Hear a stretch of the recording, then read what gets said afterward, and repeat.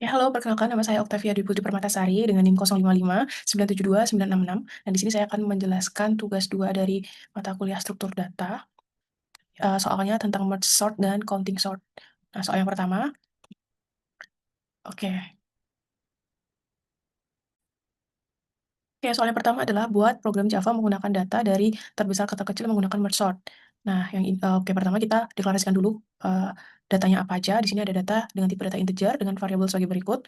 Kemudian kita tampilkan dulu nih data-data yang ada di angka-angka yang ada di dalam array data ini kita tampilkan menggunakan array sorting data. Kemudian yang kedua adalah mengurutkan data menggunakan merge sorts, yaitu kodenya sebagai berikut. Oke.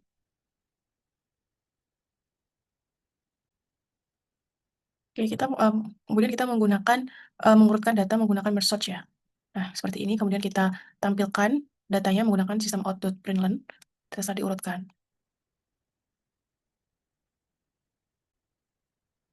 Oke, selanjutnya kita membuat fungsi merge source. Nah, fungsi ini bekerja dengan konsep divide and conquer, yaitu divide yang artinya membagi, yaitu membagi array menjadi dua. Nah, di sini kita bagi array menjadi dua ya. Kita define dulu nama variabelnya apa, kita define sebagai mid, kemudian ada left, right, kemudian dibagi dua. Oke, selanjutnya setelah kita membagi array menjadi dua, kita memanggil array tersebut secara rekursif, yaitu di sini. Nah, setelah itu kita melakukan setelah membagi dua secara berurut, kemudian keduanya digabung dengan fungsi merge. Nah, fungsi merge-nya adalah seperti ini. Oke. Oke, selanjutnya kita masuk ke fungsi merge sort. Nah, di mana fungsi ini digunakan untuk menggabungkan dua bagian array yang terurut. Nah, pertama kita hitung dulu ukuran bagian kiri dan kanannya. Nah, di sini ada in left array, ini untuk mengukur bagian kiri, dan in right array untuk mengukur bagian kanannya. Nah, dia akan memanggil dari variabel yang ini ya, N1 dan N2. Kemudian selanjutnya, proses untuk menyalin data ke dalam dua array tersebut. Nah, ini kita menyalin data ke array sementara kita pakai looping kita menggunakan looping for in i sama dengan 0, di mana i kurang dari N1 dan i++. Nah, nanti hasilnya ada left array array left plus i.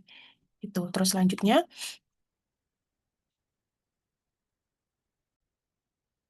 selanjutnya adalah menggabungkan array sementara. Nah, di sini ada looping juga while. Nah, di bagian while ini mau membandingkan elemen pertama dari kiri dengan elemen pertama dari kanan. Karena defaultnya tadi kan masih ascending ya, jadi perbandingannya itu ada di sini. Nah, ini perbandingannya ada di sini. Kemudian, kalau misalkan setelah dari data-data array yang tadi tuh habis semua diurutkan, kemudian yang terakhir adalah menyalin sisa elemen dari left array jika ada. Nah, setelah itu, setelah array yang semua habis, bagian sisa dari array lainnya langsung disalin ke array utama. Gitu. Kemudian nanti kita print hasil array setelah penggabungan. Nah, jadi alurnya itu nanti adalah dari main, kemudian masuk ke merge sort, kemudian nanti array dibagi dua, setelah itu ada rekursif, setelah itu nanti array akan digabungkan lagi di merge, kemudian hasil akhirnya akan tampil. Oke, kita lanjut di soal nomor 2. Oke, selanjutnya adalah soal nomor 2, yaitu buatlah program Java menggunakan data dari terbesar ke terkecil menggunakan counting sort. Nah, di sini ada total 8, 1, 2, 3, 4, 5, 6, 7, 8 data yang dibungkus dengan array data dengan tipe data integer. Kemudian di sini ada sistem out.println, itu digunakan untuk mencetak array data ini. Kemudian selanjutnya adalah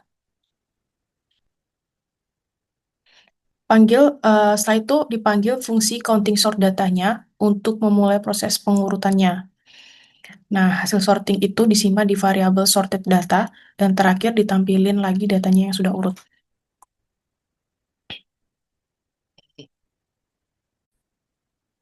Ini adalah di fungsi counting sort. Nah, fungsi counting sort ini, cara kerjanya adalah berbeda dengan bubble sort atau merge sort ya.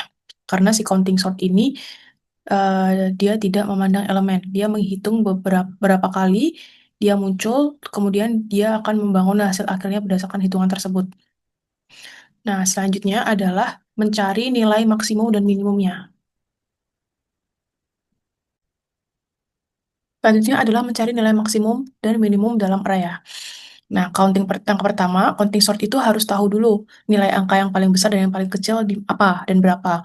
Makanya di sini kita menggunakan integer max, array stream array max untuk mendapatkan nilai maksimalnya. Kemudian ada in min array stream array minimal untuk mendapatkan nilai minimalnya. Setelah kita mengetahui nilai minimalnya berapa dan maksimalnya berapa, kita juga harus menghitung range nilainya atau rentang nilainya dari array ini. Nah, ini ada rumusnya sebagai berikut, ada integer range, maksimal dikurangi minimal ditambah 1. Nanti dia akan menghitung berapa rentang nilainya dari data-data yang sudah kita tuliskan tadi. Langkah selanjutnya adalah membuat array frekuensi. Nah, di dalam array frekuensi ini nilainya masih nol semua karena uh, nilainya masih belum dihitung ya. Kemudian selanjutnya adalah menghitung frekuensi kemunculan menggunakan looping for in 6.2 array.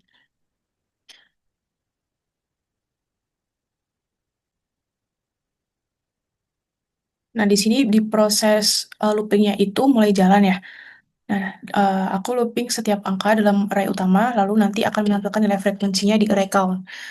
Kenapa di sini ada num minus min? Itu adalah supaya indeks count selalu mulai dari 0, meskipun nilai terkecil bukan 0 ya. Nah, selanjutnya adalah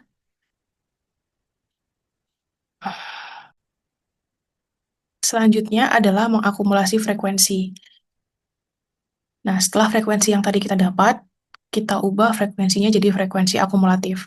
Tujuannya apa? Supaya kita tahu posisi setiap angka dalam array itu dalam array hasilnya itu berapa gitu. Nah, misalnya di sini kalau akumulasi di indeks 3 bernilai 5, di array tadi yang bernilai 5, indeks 3-nya, berarti angka itu berada di posisi kelima di output. Nah, selanjutnya adalah menyusun atau menempatkan elemen array hasil berdasarkan frekuensinya. Nah, di sini yaitu mulai dari elemen paling akhir, membangun array hasil, mulai dari elemen paling akhir supaya algoritmanya nanti tetap stabil ya. Nah, untuk setiap angka, kita cek posisi yang tepat berdasarkan frekuensi akumulatifnya di array count. Kemudian angka, setelah angka ditempatkan di output, frekuensi akumulatifnya akan dikurangi 1. Nah, selanjutnya, di bagian ini pula, program juga akan melakukan print kondisi output sementara dan count-nya setelah berkurang ya. Jadi bisa kelihatan proses perubahan datanya. Nah, setelah itu kita ada return output. Nah, return output ini digunakan untuk mengembalikan array hasil yang sudah diurutkan. Nah, mungkin segitu saja video penjelasan dari saya. Assalamualaikum warahmatullahi wabarakatuh.